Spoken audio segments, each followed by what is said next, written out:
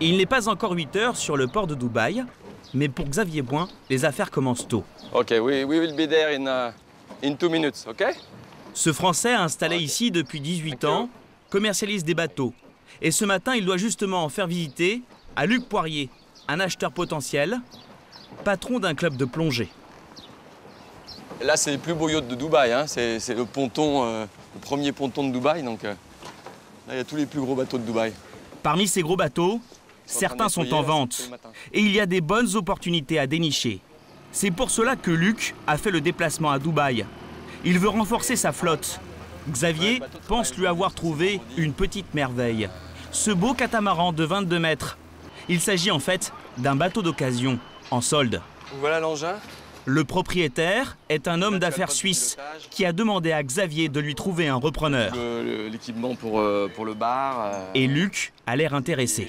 Et puis ensuite... Qu'est-ce qu'il y a comme équipement là? On peut voir. Donc, tu vois, c'est le GPS avec le tracker, indicateur de vent. Ce voilier, entièrement équipé, est comme neuf. Il servait à emmener des vacanciers en promenade le long des côtes de Dubaï. Là, tu as l'échelle pour accéder directement. Mais avec la crise, fini les baignades dans le golfe Persique.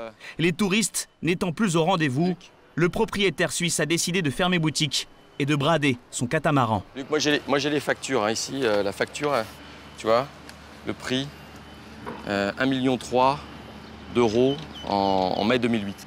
Il a été payé ce bateau-là. Et là, il se vaut combien?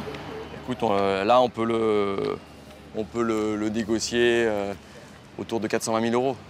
Donc c'est... Un tiers du prix d'achat. Un tiers du prix d'achat. Ah non, c'est vraiment une opportunité exceptionnelle. Et des bonnes affaires comme celle-là, on en trouve énormément ces temps-ci, à Dubaï. Il y a un mois, lors du dernier salon nautique de la ville, tous les bateaux, y compris les plus gros, pouvaient se négocier. Sur les pontons, même le premier des citoyens de Dubaï, le roi, son Altesse Cheikh Mohammed bin Rachid Al Maktoum, est venu admirer les méga-yachts à prix cassé.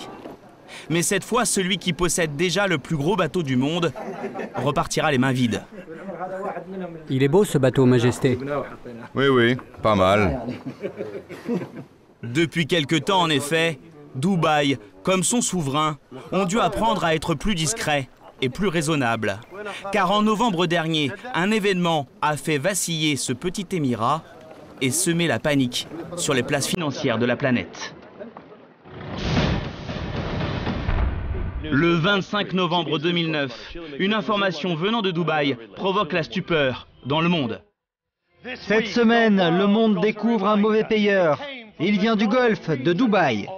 Ce jour-là, deux gigantesques sociétés de l'Émirat, Dubai World et Nahil, annoncent qu'elles ne peuvent rembourser 60 milliards de dollars à plusieurs grandes banques. Sur place, l'activité s'arrête. Des chantiers sont stoppés. La bourse chute. Pour les experts financiers, le verdict tombe.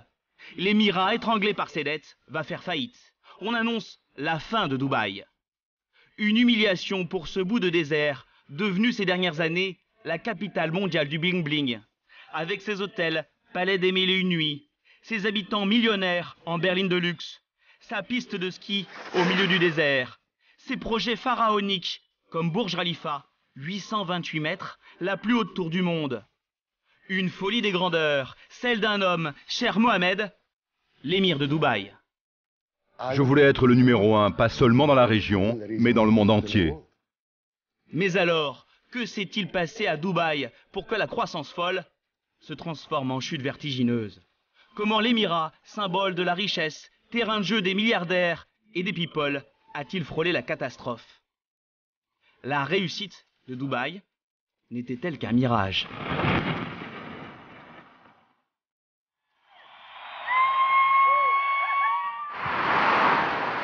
Quand on arrive en ville, ce qui frappe, c'est d'abord cela. L'impression de sillonner une mégapole du futur, entre films de science-fiction et manga japonais.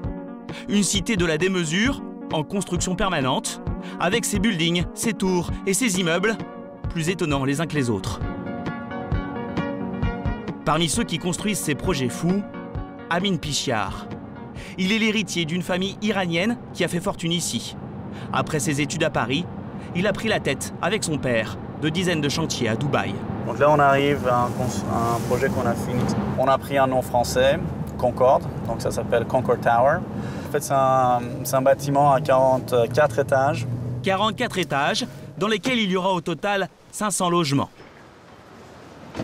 Des appartements que les Pichards ont vendus comme des petits pains, il y a 2 ans, dans ce nouveau quartier de Dubaï, l'une des dernières zones de construction lancées avant la crise, est toujours en chantier aujourd'hui. Donc là, ils sont en train de faire tout ce qu'il faut pour pouvoir mettre de l'eau. Donc ça sera une très grande piscine. Et puis entre tous les bâtiments, il y aura une promenade, il y aura plein de magasins, des restos et tout ça. Donc ce qui sera assez agréable de faire le tour à pied un jour quand il y aura de l'eau et puis tout fini et tout propre.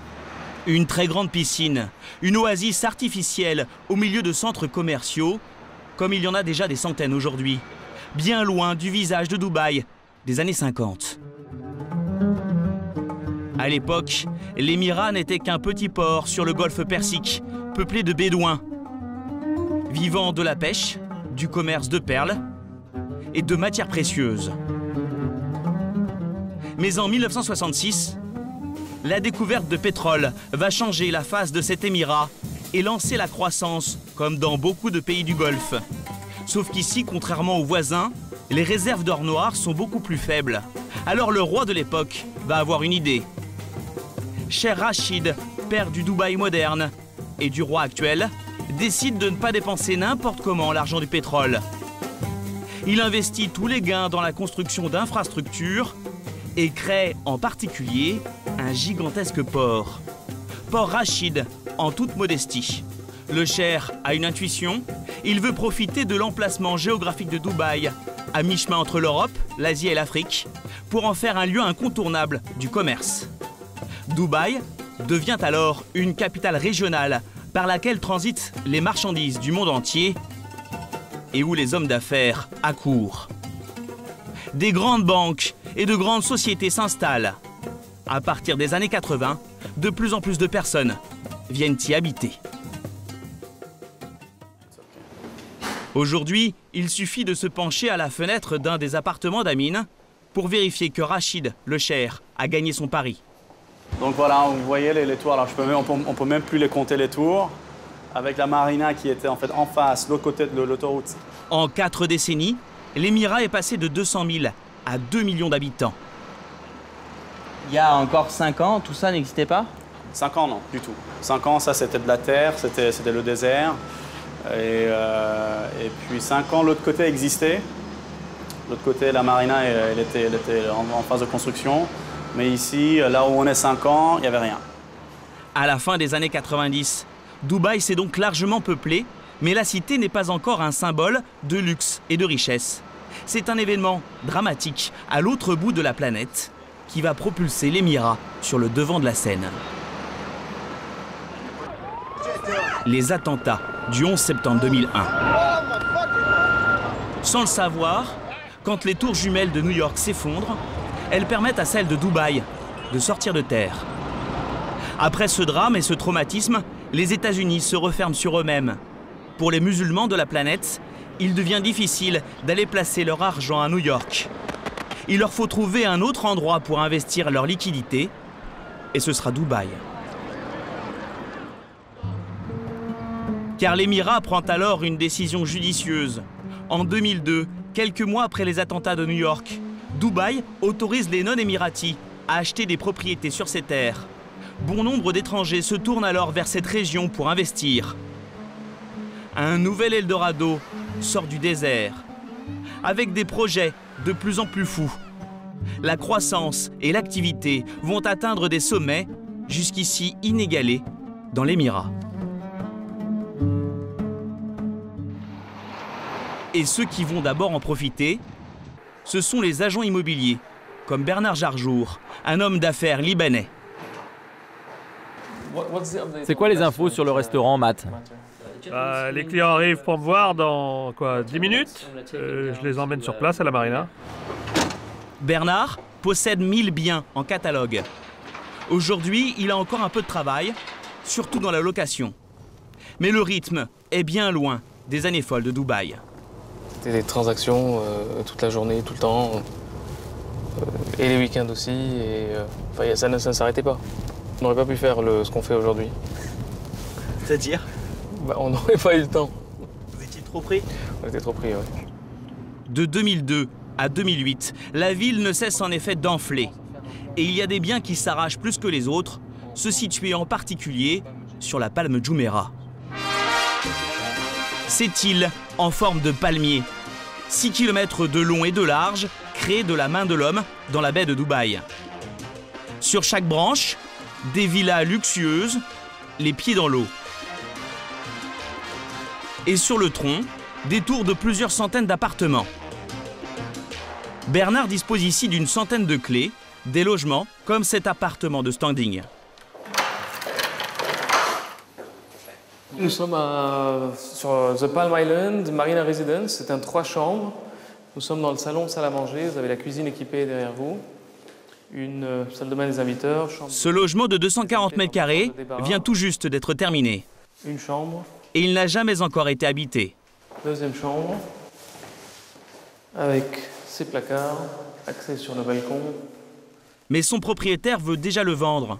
Aujourd'hui, il y a peu d'acheteurs, mais il y a 18 mois, cet appartement d'1,5 million d'euros serait parti en moins d'une semaine. Voilà, vous voyez ici, une soirée, plein d'amis et tout, avec vue sur les bateaux. D'autant qu'il ne fallait pas forcément être riche pour acheter. À Dubaï, à l'époque, personne ne vous demandait de posséder la totalité de la somme pour acquérir un bien comme celui-ci. Enfin, à Dubaï, on n'a pas besoin d'une preuve de fonds comme on aurait besoin en France. Et tout ce qu'on avait besoin de faire, c'était de payer un acompte. Donc, on pouvait être propriétaire potentiel d'une villa en payant 10% d'acompte aux développeurs. C'est cette facilité d'achat qui va lancer la spéculation sur des bases complètement folles. Il suffit donc d'apporter 10% seulement de la somme au promoteur pour acquérir une maison. 10 000 euros pour acheter une résidence d'une valeur de 100 000 euros. Mais avant même le deuxième versement au promoteur, vous pouviez revendre ce pavillon 110 000 euros, car à l'époque, les prix de l'immobilier flambent. Du coup, avec seulement 10 000 euros investis, vous faisiez 10 000 euros de plus-value, parfois en moins d'un mois, un joli bénéfice, irréalisable habituellement dans l'immobilier. À Dubaï, on appelait ça faire du flipping. En français, faire la culbute, doubler sa mise. Et c'est ici, sur ces villas de la Palme, que les plus gros profits ont été réalisés. Ces villas, au lancement, elles étaient à peu près 2,5 millions de dirhams. Et avant même qu'elles soient ici, qu'elles existent, elles ont changé de main en quelque sorte 5, 6 ou des fois plus. Et avec chaque personne qui revendait, qui faisait un profit à la revente. De 2 millions de dirhams, 400 000 euros, ces villas vont atteindre 8 millions de dirhams, 1,6 million au plus fort du marché. Grâce au flipping, beaucoup vont bâtir ainsi des fortunes à Dubaï. Ces bénéfices faramineux vont attirer de plus en plus d'investisseurs, et pas forcément les plus recommandables. Un autre agent immobilier, britannique lui, a accepté de nous rencontrer pour évoquer cette période, mais seulement de façon anonyme. Car pendant des années, il a vendu des appartements à des clients dont l'argent n'était manifestement pas très propre. Il y avait des Russes qui venaient avec des valises remplies de billets. Dans des valises? Oui, dans des valises. Et avec ça, ils achetaient des propriétés en cash. Je l'ai vu de mes propres yeux. Ils venaient à mon bureau avec des valises pleines de dollars. Avec combien de dollars? 2, 3, 4, 5 millions de dollars. Personne ne leur demandait d'où provenait l'argent à cette époque. Les promoteurs ne posaient pas de questions, le gouvernement non plus d'ailleurs. En fait, vous savez ce qu'ils faisaient? Ils blanchissaient leur argent ici. Entre 2002 et 2007, l'argent parfois sale coule donc à flot à Dubaï. Du coup, comme les promoteurs sont certains de vendre, ils dessinent des projets de plus en plus incroyables. Chose impensable ailleurs, ici les maquettes les plus folles se transforment en réalité. L'Émirat en devient mégalo et va jusqu'à recréer le monde sous forme d'îles géantes au large des côtes. Introducing the most innovative real estate development on Earth. Introducing the world, a place beyond imagination. Mais le plus dément à cette époque, c'est que cela se vend. Dès qu'un nouveau complexe immobilier est lancé à Dubaï, les propriétés s'arrachent. Est-ce que vous pouvez croire qu'à cette époque, il y avait des gens qui faisaient la queue la veille de l'ouverture des ventes?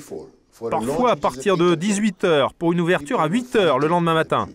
Les gens étaient complètement fous, parce qu'ils savaient qu'ils allaient faire de l'argent dès qu'ils étaient sortis de là. En fait, ils signaient le compromis de vente, payaient 10% de la somme, et aussitôt dehors, ils revendaient et faisaient de l'argent. C'était comme un rêve qui devenait réalité. Et à ce jeu, certains sont devenus milliardaires. Beaucoup de mes amis ont gagné de l'argent comme ça. Des fortunes? Des millions! Mais il n'y a pas que les agents immobiliers aussi. À cette époque, mon staff avait l'habitude de faire 20 000 $ de commission par mois. Et vous? Ça pouvait monter jusqu'au ciel. Mais cette spéculation effrénée ne va pas durer. Un nouvel événement à New York va changer le cours de l'histoire à Dubaï. Le 18 septembre 2008, la banque Lehman Brothers annonce sa faillite. C'est le début de la crise financière mondiale. La panique se propage en un instant, jusque dans le Golfe, et siffle la fin de la partie à Dubaï. Pour faire des économies au plus vite, beaucoup d'entreprises ferment leurs bureaux sur place. Des milliers de salariés quittent l'Émirat. La demande de logement s'écroule. Les spéculateurs se retrouvent avec des biens invendables sur les bras. À ce moment-là, il y avait plus de propriétés disponibles que de clients. Et ceux qui avaient déjà acheté des biens, notamment les spéculateurs qui pensaient revendre au bout de 6 mois, ne pouvaient plus rien faire. Du coup, les promoteurs leur ont dit « Je veux le reste de l'argent ou je vous reprends le bien ». Alors les spéculateurs ont répondu « Ok, gardez mon apport, je veux plus de la propriété ». Et que pouvaient faire les constructeurs avec ces appartements? Ils ne pouvaient pas les revendre. Du coup, ils ont stoppé les travaux. En quelques semaines, l'Émirat se fige. Résultat, voilà à quoi il ressemble. Des chantiers à l'arrêt, des grues immobiles et des appartements inachevés. On pourrait penser que Dubaï est bel et bien fini. Aujourd'hui pourtant, certains croient à la résurrection de la ville. De gros investisseurs, mais aussi de beaucoup plus petits, n'ont pas renoncé à faire des affaires ici, et parmi eux, des Français. C'est le cas de Talal Balri et de Xavier Merten. Il y a 3 ans, ces deux Parisiens ont lancé à Dubaï une agence immobilière, Emiratis. En 2007, quand tout marchait bien, ils avaient réussi à vendre de nombreux appartements à des Français, notamment dans l'émirat voisin de Dubaï, à Ajman, à une demi-heure en voiture. Dans le programme initial, il y a 4 rangées de tours avec entre les deux du milieu, il y a un lac artificiel. Mais de ce côté-là, de là-bas, de tous les côtés, il devait y avoir des buildings. L'ennui, c'est qu'avec la crise, la construction de ces appartements s'est brutalement arrêtée. Vous voyez un petit peu vu d'ensemble, ça c'est impressionnant.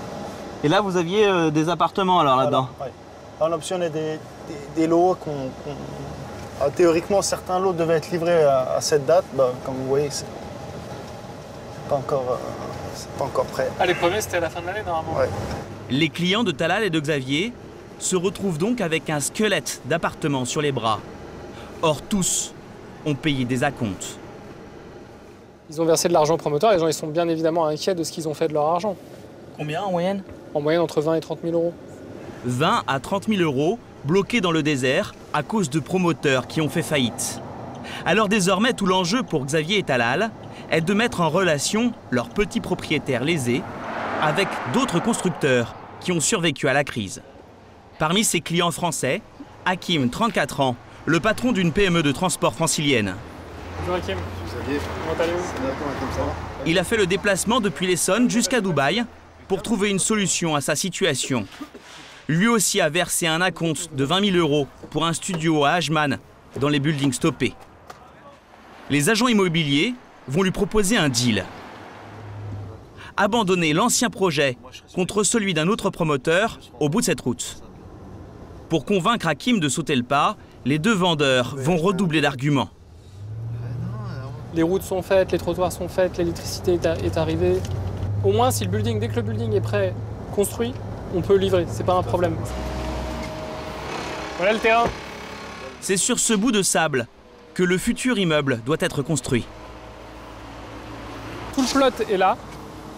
60 mètres sur 60 mètres. 60 mètres sur 60 mètres, ouais. Donc ici, on va avoir la façade et en fait, les studios vont être dans la longueur. Au total, la future résidence abritera 120 appartements et les services dignes d'un hôtel. Et donc, où est-ce qu'on est exactement? Au dernier étage, 6e et 7e, on a toutes les utilities. Donc, c'est piscine, le club de sport, il y a des douches collectives, il y a les saunas, jacuzzi. Une résidence beaucoup plus haut de gamme que celle d'Ajman. Et là, on va avoir un grand jardin qui va faire environ 200 mètres carrés. En plein centre, ouais. Avec des fontaines, il y aura des aires de jeu pour les enfants. Pour le même prix, 85 000 €, Hakim peut donc devenir propriétaire d'un appartement de la même surface, mais plus luxueux. Et le Parisien sent la bonne affaire. Et alors, là c'est impressionnant. Bah, bon, on s'y voit un peu, quoi. Bon, là, pour l'instant, il n'y a rien. Le petit sable qui est là, donc on va voir tout ça. Hakim semble intéressé. Alors les deux agents immobiliers ne vont pas s'arrêter là. Une fois dans leur bureau, Xavier va rajouter un petit cadeau dans la corbeille. La cuisine est entièrement équipée, même en électroménager. Plaque de cuisson, frigo, micro-ondes, four. Donc c'est aussi le petit plus par rapport à Ajman. Ajman, s'il n'y avait pas d'électroménager, il n'y avait rien du tout. En somme, la proposition est très alléchante. Mais il y a un ultime argument pour convaincre Hakim. En achetant ce nouvel appartement, il va bénéficier d'une énorme ristourne. Promoteur, donc là, un studio fait 85 000 €. Déduit 20 000 € du prix d'achat, donc il vend 65 000 € étalé sur 4 ans. Théoriquement, cet appartement coûte 85 000 €, le même prix que le premier studio que devait acheter Hakim. Mais pour relancer son activité, le nouveau promoteur a donc accepté de faire un rabais de 20 000 €. En fait, il a renoncé à sa marge. Or, 20 000 €, c'est exactement l'acompte qu'Hakim a versé dans l'ancien projet. Donc au final, le Parisien n'a rien perdu dans l'affaire. Car son logement lui aura bien coûté 85 000 € comme prévu initialement, 20 000 pour le premier appartement, plus 65 000 pour son nouveau studio. Vous êtes prêt à accepter cette proposition de changer de lieu entre... Oui, bah, de toute façon, oui. Avec le retard qu'il y avait sur Ajman et d'1 an et demi de retard, plus la crise, je ne sais pas si ça allait vraiment terminer. Donc là, la proposition, elle est beaucoup plus intéressante qu'Ajman. Ça, il n'y a pas photo. Sur les 50 clients français de Talal et de Xavier, 45 ont déjà accepté cette proposition, comme Hakim. Si les promoteurs de Dubaï font de tels sacrifices, c'est que désormais, en cas de chantier non terminé, l'Émirat leur inflige de grosses amendes. Dubaï veut en finir avec cette image de ville perpétuellement en travaux. Le gouvernement a même annoncé au début du mois qu'il épongerait les dettes de ces grandes sociétés jadis trop dépensières, comme Dubai World. Objectif, séduire de nouveau les investisseurs. D'autant qu'avec des prix désormais très bas, il y a d'excellentes affaires à saisir. De quoi faire saliver les millionnaires de la planète. Bon après-midi, aujourd'hui nous accueillons Joseph Kleindist, le PDG du groupe Kleindist. Joseph Kleindist est autrichien. Il y a 3 ans, avant la crise, il a dépensé énormément d'argent dans un des projets phares de l'Émirat, The World. Ces fameuses îles en forme de map-monde. Joseph en a acheté 6 pour y construire des villas haut de gamme. Et aujourd'hui, il en est persuadé, des investisseurs sont sur le point de revenir. Alors il court les micros pour faire la promotion de son complexe de luxe.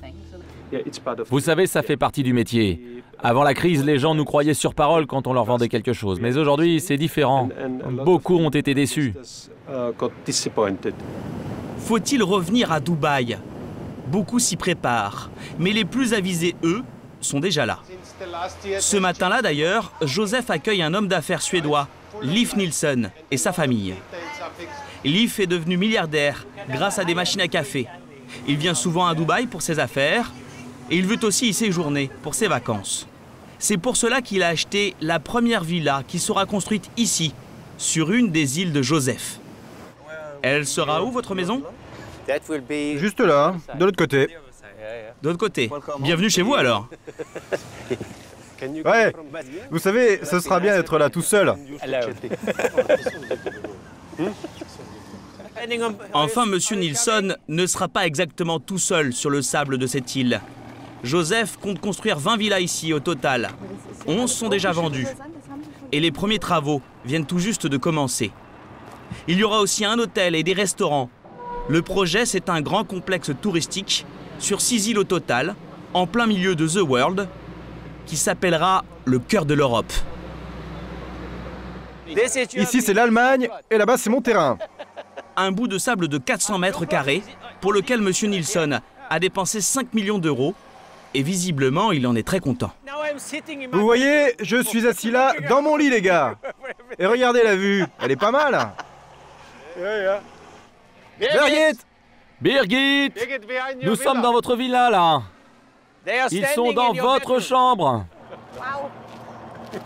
Et là, on est où? Dans la salle de bain? Oui, la salle de bain, c'est ça. Et par là-bas, c'est l'ouest. Vous avez même la vue sur l'île que possède le cheikh. Et l'île là-bas, c'est l'Angleterre? Et écoutez bien les gars, là, c'est la France. Ce qui réjouit surtout les Nilsson, c'est qu'ils sont sûrs de leur coup. Certains d'avoir fait un bon achat au bon moment. Pour Leif, Dubaï va repartir à la hausse. Je pense que cette zone est vraiment le meilleur investissement en ce moment. En tout cas, si vous achetez au début, comme moi. Quand je vendrai un jour, ce sera très cher. Enfin, je l'espère. En 2010, une vingtaine de promoteurs, comme Joseph, ont prévu des constructions de villas luxueuses ici. Dubaï est toujours un terrain de chasse pour ceux qui en ont les moyens. Une ville où les riches pourraient, grâce à la crise, devenir encore plus riches.